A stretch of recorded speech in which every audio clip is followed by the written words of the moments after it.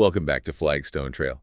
Our deep dive into Robert Greene's 48 Laws of Power. That's right. We're going to continue exploring each law and discussing how to apply these in the workplace and real-life situations. Looking forward to it. And today we're tackling Law 20, do not commit to anyone. Ooh, that's a spicy one. Yeah, this one might seem a bit counterintuitive, especially in a world that emphasizes collaboration and teamwork. Yeah, it does seem like you need to commit to something or someone to get ahead these days. Right. Yes. But on the surface, yes, Greene's argument is that by strategically not committing, you create a kind of power vacuum that draws people to you. Okay. You become the coveted prize, the one everyone wants on their side. Okay, I'm intrigued. Tell me more about how this works. Okay, so think of it like this. When you're committed to one side, you automatically become an opponent to the other. Right. You limit your options and potentially alienate those who don't align with your choice. Makes sense. But if you remain neutral, you become a potential ally to everyone. So you're playing the field, keeping your options open. Exactly. You're observing the dynamics, gathering information, and waiting for the right moment to make your move. Oh, very slick. Very slick. This reminds me of Queen Elizabeth. Someone Greene uses as a prime example of Law 20 in action. She was a master at keeping her suitors guessing, wasn't she? Absolutely. For years, she skillfully navigated the complex world of royal courtships. Right. Never fully committing to any one suitor, she kept them all on the hook. Oh, wow. Fueling their desire and competition for her hand in marriage. It's almost like she weaponized their uncertainty. Yes. Making them more eager to please her. Precisely. And in doing so, she maintained her independence and strengthened her position as a powerful ruler. Yeah. She understood that a queen who belongs to no one belongs to everyone. Powerful stuff. This is a fascinating strategy, but how does it translate to the modern world, to our everyday lives?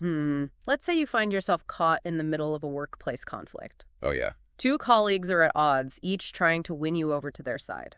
What's your best move? Well, based on what we've been discussing, it seems like the wisest approach would be to avoid taking sides altogether. Exactly. Instead of getting sucked into their drama, you maintain a neutral stance while expressing genuine interest in their perspectives. You listen attentively, offer thoughtful insights, but refrain from making any promises or commitments. So I'm not being cold or dismissive, but I'm not allowing myself to be manipulated into choosing sides either. Precisely.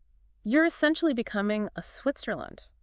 Ooh. A safe haven where people can air their grievances without fear of judgment. I like that.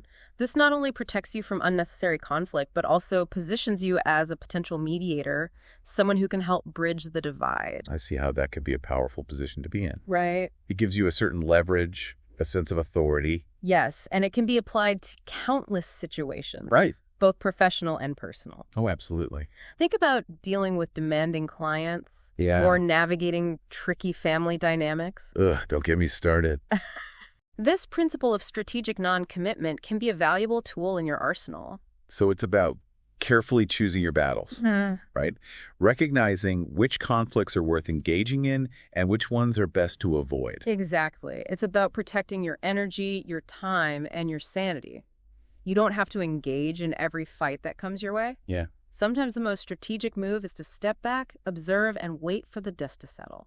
Gosh, this makes me think about all the times I've gotten dragged into pointless arguments or debates. Oh, tell me about it. That ultimately didn't serve me or anyone else involved. It could be so draining. It absolutely can. And it often stems from a fear of appearing unsupportive or indifferent. But true power lies in discerning when to hold back and when to fully commit. So it's about being intentional with our energy and our commitments. Absolutely. Now, while we're on the topic of intentionality, I think it's important to address the potential downsides of Law 20. It's a powerful tool, but it can be misused. That's a great point. What are some things we need to be cautious of when applying this law? One of the biggest pitfalls is appearing aloof or untrustworthy.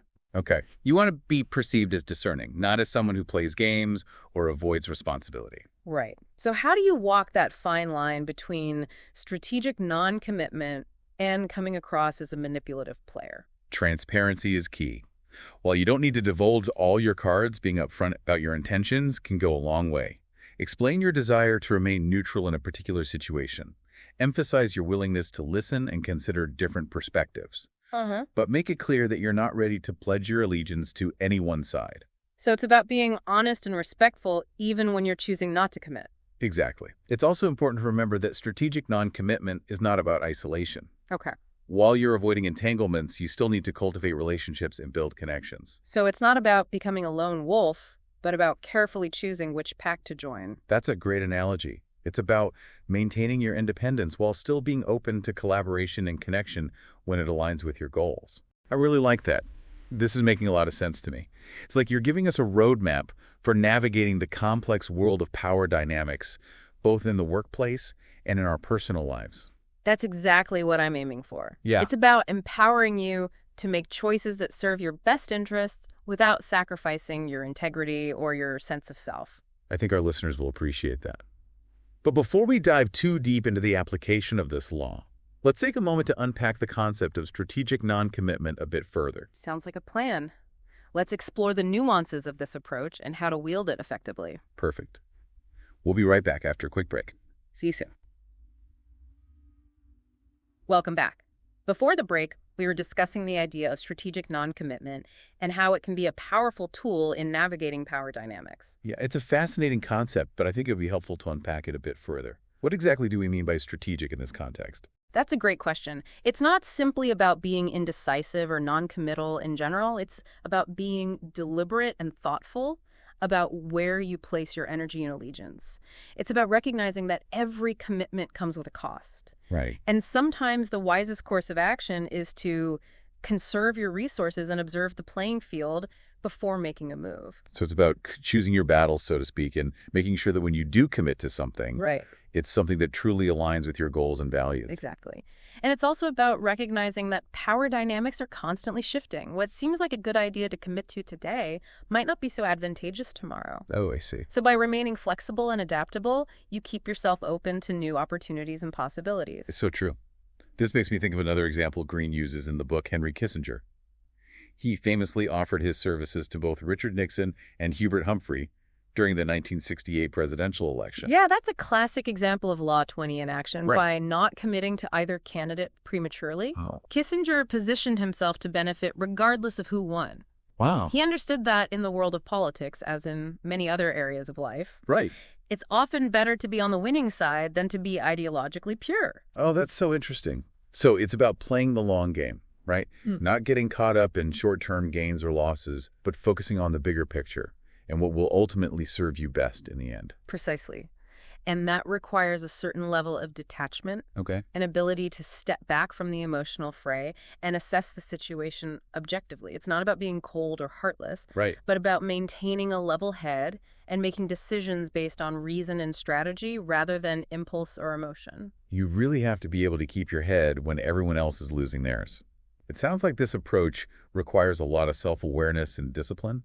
You have to be very clear about your goals and values and be willing to resist the temptation to jump on every bandwagon that comes along. That's true. It takes practice Yeah. and a willingness to be comfortable with uncertainty, but the rewards can be significant. When you master the art of strategic non-commitment, you gain a sense of control over your own destiny. You become the architect of your own life rather than a pawn in someone else's game. I like that a lot. Yeah. But I'm curious, how does this apply to something like personal relationships? It seems counterintuitive to approach love and friendship with a sense of non-commitment. You're right. It does seem counterintuitive, but I think the principle of strategic non-commitment can be applied to personal relationships in a way that actually strengthens them. Okay. It's not about being emotionally unavailable or playing games with people's hearts. So how do you reconcile this idea of non-commitment with the need for intimacy and connection? I think the key is an understanding that true intimacy requires a strong sense of self. Yeah. You can't truly connect with another person if you don't know who you are and what you stand for. Strategic non-commitment in this context is about preserving your individuality, your sense of self, even within the context of a committed relationship. So it's about setting boundaries, knowing where to draw the line between your needs and the needs of your partner or friend. Exactly. It's about recognizing that you are a complete and whole person on your own, and that your happiness does not depend solely on the other person. This sense of self-sufficiency actually makes you a more attractive and desirable partner. Oh, really? Because you're not coming from a place of neediness or desperation. Wow. So by not being overly attached or dependent, you actually create a healthier and more sustainable relationship. Precisely. Yeah. And it also allows you to approach the relationship with a sense of freedom and openness. Okay. You're not constantly trying to control the other person or mold them into what you want them to be. Right. You're allowing them to be themselves. Yeah. And you're allowing yourself to be yourself. It sounds like this approach requires a lot of trust and communication. It absolutely does. And that's why it's so important to choose your partners wisely. Right. You want to be with someone who respects your need for independence and who is also comfortable with their own sense of self. So it's not about avoiding commitment altogether. Right. But about being discerning and intentional about who you choose to commit to and how you choose to express that commitment. Exactly. It's about creating relationships that are built on mutual respect, trust, and a deep understanding of each other's needs and boundaries. This is making a lot of sense. It's like you're reframing the idea of commitment, Yeah. taking it away from that traditional sense of obligation and duty and turning it into something more empowering and liberating. I think that's a great way to put it. It's about taking ownership of your choices and your commitments and making sure that they align with your deepest values and aspirations. This has been incredibly insightful. Yeah. But before we wrap up our discussion of Law 20, I'd love to hear your thoughts on the potential downsides of taking this approach too far. Where's the line between healthy non-commitment and potentially isolating yourself? That's a crucial point. Let's explore those potential pitfalls and how to avoid them. And how to avoid them after a quick break. Welcome back to Flagstone Trail. We've been exploring how strategic non-commitment can be a powerful tool for navigating the complexities of power dynamics.